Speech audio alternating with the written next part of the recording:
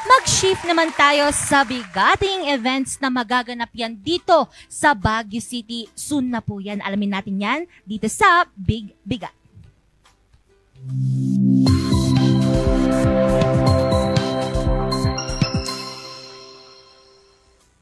Ayan, at live na live mga kasama natin sa studio ng RNG Luzon, si Sir Jonard Don Hardinil, ang ating show producer, and then si Miss Elenia po, ang ating professional hair and makeup artist. Good morning po. Kamusta po ang morning natin ngayon? Good morning po. Hello, good morning. Good morning, Good morning. Kamusta po ang morning? Maganda naman po. Maganda. Nilamig po ba tayo? Kasi mukhang napa-trench coat si Ma'am. Oh. Nilaban natin ngayon despite the weather. Ay, totoo syempre. po. Pero medyo, dito, medyo pa-cuddle weather pa rin eh, di ba? Totoo po. Feeling ko nga dapat nakakadal tayo, hindi tayo dito eh. Kung gusto niya mag-cuddle po tayo. Pero dito po, no, ano po itong inaabangan ng lahat? Okay, so first up again, good morning.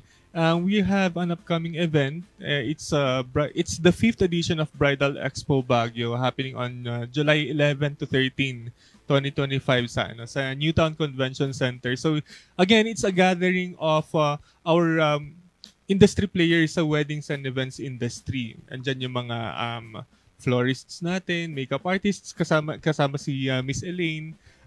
We have our coordinators and meron din tayong mga crafters and creatives na something to look forward to kasi syempre given na Baguio is a creative city, makikita natin yung mga crafters, artisans and artists din natin who will be taking their role as well sa mga weddings and special events natin. Pero dito po sir, no, syempre every season meron tayong bridal expo. Ngayon po ba, ano na po as of the moment ang trending when it comes sa wedding? Kasi 'di ba we also had last January. Yes po. Ang very timely rin kasi if ever na magpa-plan kayo ng mga weddings in essence kasi ang western mindset kasi is June weddings, 'di ba? Pero sa atin kasi 'di ba tag-ulan. But Baguio City, no, wala na tayong lean season. So every month meron talagang mga weddings. So if ever that yung mga nagta-target kasi ng mga June brides, yung mga June couples natin, ideally kasi 1 year ang preparation. So this July, it's very timely for them to join and attend the Bridal Expo Baguio. And meron tayong mga, nabanggit ko kanina yung mga crafters. Something to look forward also, yung mga up and coming crafts, such as meron na tayong mga mobile, di ba dati, meron tayong mga mobile cafes na nagsilabasan, meron na tayong mga mobile studios, I think i-explain ni Ma'am Elaine mamaya. And recently lang, tinitingnan pa rin yung listahan ng mga exhibitors natin na meron na rin tayong mga flower shops na nagsaset up sa mga wedding receptions to get their own flowers also. Ang galing, kompleto na. One-stop shop na siya. Oo nga, kung tutuusin. Just to add up as well, this year, meron na rin tayong mga wedding officiants, mga pastors who are joining as exhibitors also. So talagang one-stop shop na siya. So sabi kanina, off-cam, pwede na tayong pakasal kahit bukas na. So pwede na po ba yun? Kasi actually, pag may mga may mga wedding advices also, part of the Bridal Expo Baguio kasi, or our bridal fairs kasi, is may free consultations. So consultancy day na rin yan para sa mga upcoming couples who would like to get married also na andyan na yung mga coordinators natin up to yung mga officiants natin, diba? Para yung mga questions nila, pwede na nilang i-clarify, pwede na silang ma-assist kung ano yung mga kailangan din nila. Oo. Pero dito nga sir, no, since parang ang title ko kasi is Bridal Fair, para lang po ba ito sa mga brides or meron din po tayong sa couples po talaga? Actually, it is open to any events supplier. So, hindi lang siya limited for weddings, pwede sa debut, sa birthday. And ngayon, people would like to create memories. So, kung ano man yung significant milestones nila sa life nila, they can still come and ask for any supplier that they would need. Kung kailangan ba nila ng makeup artist, ng stylist, ng coordinator. So, it's a good event for you to know the suppliers that you would be needing, especially kung you're planning for something. Pero dito, ma'am, bilang isang professional po kayong hair and makeup artist, ano po ba? Kasi hanggang ngayon po, maraming nagtatalo-talo sa online world kung ano nga po ba ang trending na makeup trends when it comes sa wedding. Maraming trend talaga, and may maraming name, Douyin, Thai, ganyan, Korean. But for weddings, for bridal, we always suggest as makeup artists na we would like it to be the classic. Okay? So it would be timeless na yung you can follow the trend kung yun yung preference mo as makeup artist, yun yung gusto mong tahakin, and that's your target market. But for the clients, what we always suggest is it has to be classic and timeless para when you look back 20 years, 30 years, 50 years from now, timeless siya. Like, you won't feel cringy like, what? Totoo. Ito yung Nung kasal ko. Ay, totoo din yun. Ngayon, hindi nga ako kasal. Pag nakikita yung makeup ko noon, nanggigigil ako. Bakit ganito naman yung kilay ko? Pa-tadpole, may mga ganong event. True, diba? Opo. Pero dito, ma'am, paano po yun kapag kapag may sinuggest sila? Tapos, before wedding po, biglang ayaw na po nila ulit yung pwede pa rin po bang parang ibahin, gano'n? For brides na talagang parang undecided sila, they usually book for trial makeup. Oh, I see. So, para before wedding, they would know na kung ano yung preference nila, kung babagay ba o hindi, or para mag-a-adjust din si makeup artist kung ano yung mas okay para sa kanila. But for professional makeup artists, we should learn kung ano yung babagay sa client. So, you have to meet halfway. For example, gusto ko yung ganito. Usually, what they do kasi they search on Pinterest for inspo. And then, you just have to educate them na this one, ito yung skin tone niya, ito yung features niya. So, we will try to, but I get you. Gusto mo ito yung skin niya, ganyan. Ito yung color na finish. So, you have to just educate them kung ano yung mas babagay sa kanila, and then you meet halfway. So, minsan, you can, when you do your makeup, your client's makeup, you can get it at lang. Parang mapaperfect mo na siya at once. Pero, minsan, may mga client, lalo na yung mahilig mag-makeup, they feel beautiful with brown lipstick or red lipstick. So, you would ask them na, okay ba sa'yo yung kulay? Or okay ba sa'yo yung look? Parang gusto ko, sanay kasi ako may wing, ganon. Or sanay kasi ako na red. So, you have to meet halfway talaga. Yan. And then dito naman po, since na yung bridal expo po natin is mangyayari dito sa Baguio City, may mga advices din po ba tayo, or may mga like something like booth na magbibigay din po ng advices kung saan po yung pinakamagandang places po sa Baguio City kung saan ikakandak yung mga weddings po? Actually, yun yung mga bagay na i-take advantage natin, especially with bridal fairs such as a Bridal Expo Baguio, that we get professional advices coming from the industry players, from nabanggit na rin natin kasama sila Ma'am Elaine, such as the makeup. Nagkakaroon din ng apart from the bridal fair itself, nagkakaroon tayo ng schedules of series of meetings also to make it sure na yung gusto mo at yung mga may isasuggest ng mga professionals natin mag-meet halfway kayo and come up with the best decisions in planning for your event, whether it's wedding or any life event such as even birthdays, debuts, kahit nga corporate yun.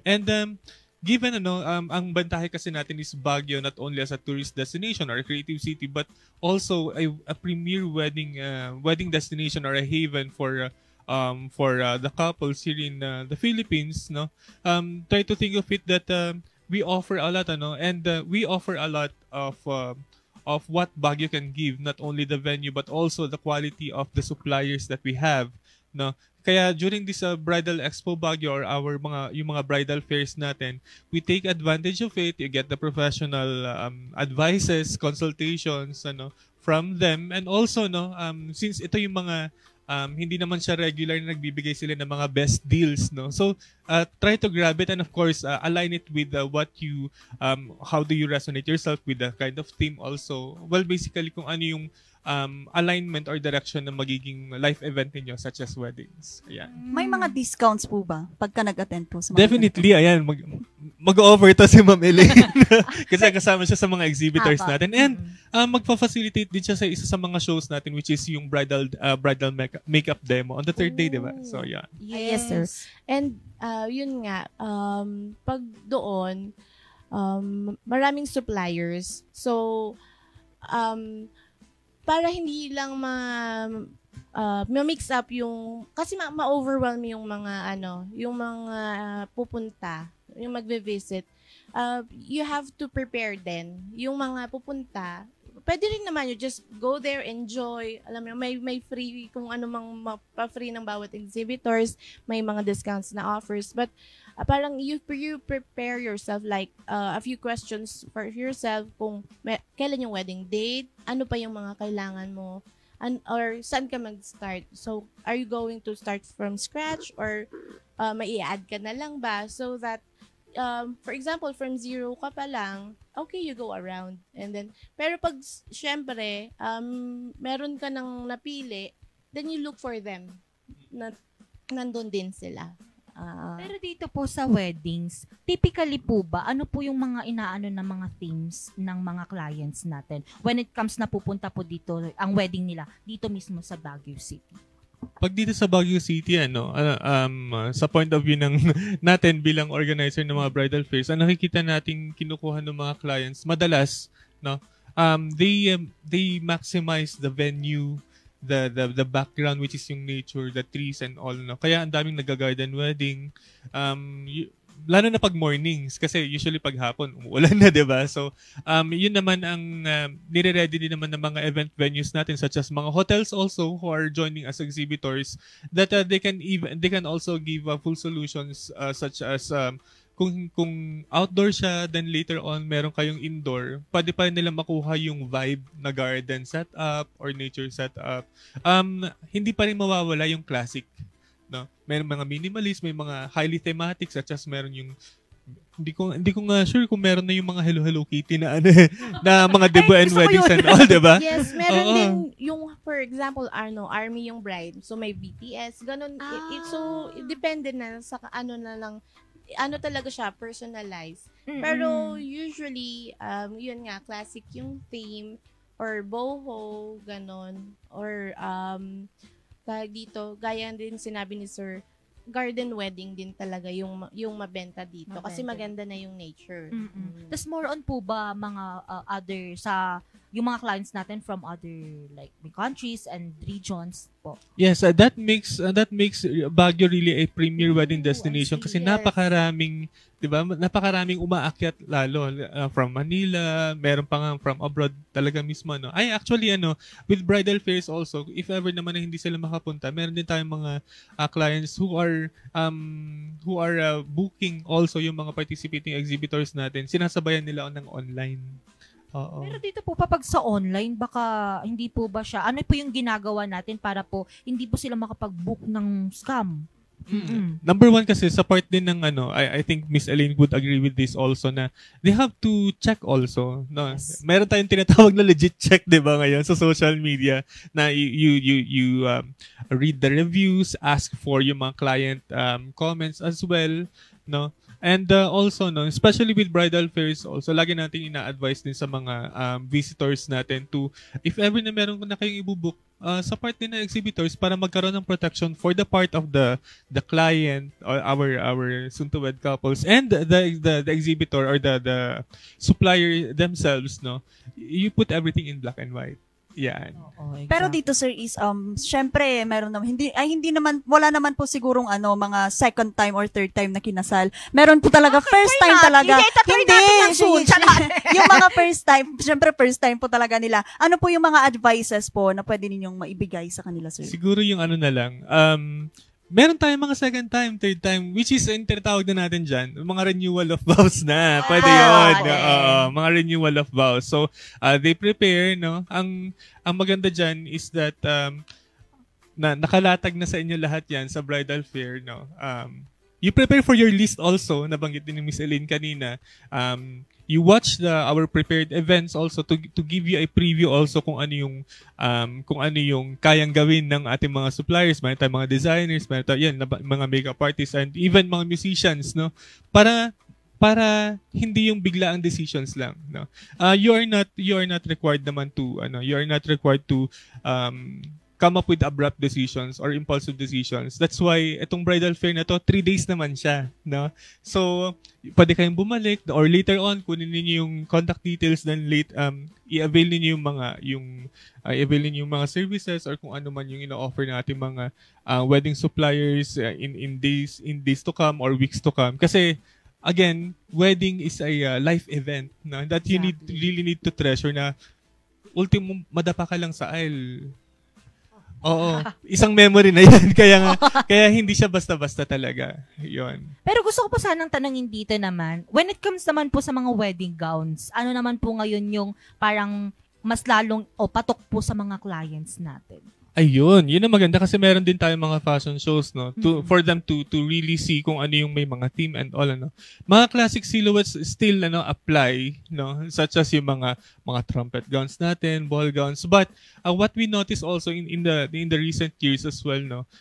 Hindi na sila dun sa mga heavy side ng mga gowns. So, number one kasi is really yung comfort. In general sense naman kasi sa fashion, no? You really want the theme, you really want the details, lahat bugbog sa embellishments and all. But what's important na kasi na nakikita natin sa mga modern brides is for them to really be able to carry the gown or to carry the dress. Meron pa ngayon mas practical na mga gowns, ay practical na mga brides ngayon na ang nire-request nila is 2-in-1. Tinatanggal lang yung skirt, pang reception na siya, di ba? And of course, yes po.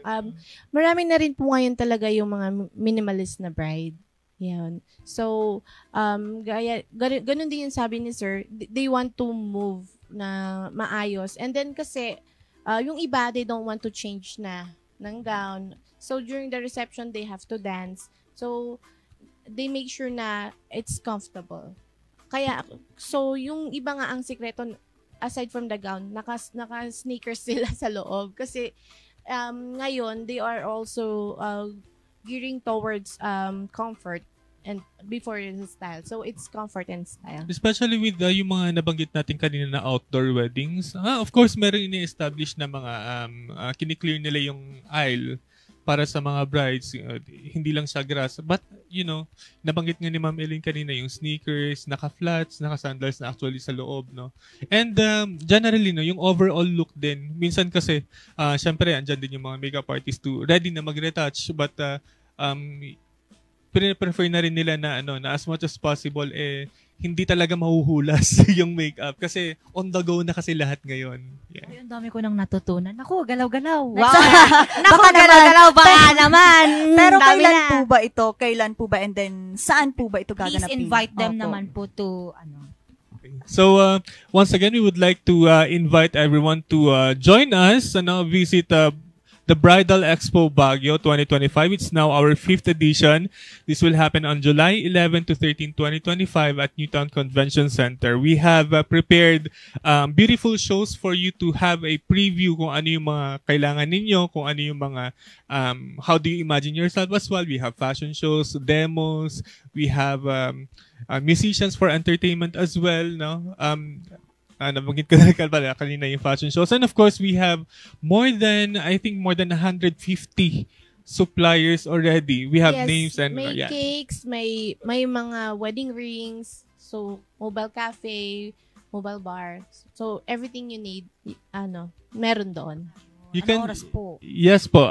Open naman po yung bridal fair from 10 to 7. But you can come early also, no? Kahit mag-max tayo ng 8 o'clock, sigurado andyan yung mga representatives natin, ating mga suppliers for them to cater you, para sa mga needs ninyo. And yun nga, for other details na lang din pala, just search Bridal Expo Baguio, yung naka-hashtag Bridal Expo Baguio 2025, at it will appear now in our social media accounts for more details. Ayun. Baka ma'am, gusto ka pa pong idagdag, ma'am. Wala. Ay, nakalimutan na po. Ano na lang, ma'am, baka may gusto po kayong batiin naman po or i-shout out. Meron yung nagatid sa kanya kanina. Aray, Wow, sana all. sana all. Oo. Para sa'yo talaga yata, ma'am, ito. Baka ba may gusto po kayong batiin po or shout out naman, ma'am? Magpa-plug na lang. Sige. Okay, I'm Elaine Yap. I'm a professional makeup artist here in Baguio. Ang handle ko po for IG at Elaine Yap, HMUA, and same po for Facebook, it's Elaine Yap Professional Makeup. Yun, sir. Architect, baka may gusto ka rin po. And yes, also again for Bridal Expo Baguio, you can check all the list of our exhibitors in our social media accounts. So check our Facebook account, facebook.com/The Style Models. That's DESTIGL Models. And of course, binabati ko rin yung mga friends natin sa Creative Baguio City Council and also yung mga friends nating architects sa United Architects of the Philippines. Hello po. Good morning. Ayun po. Maraming salamat po, Architect Jonard and Miss Elaine. Naku, ang saya. Feeling ko mapapa-idol talaga ako Oo. dito. Ay, wala naman. Wala Pwede naman pa. to, siguro mga 2 days after. 2 days after at Oo. para naman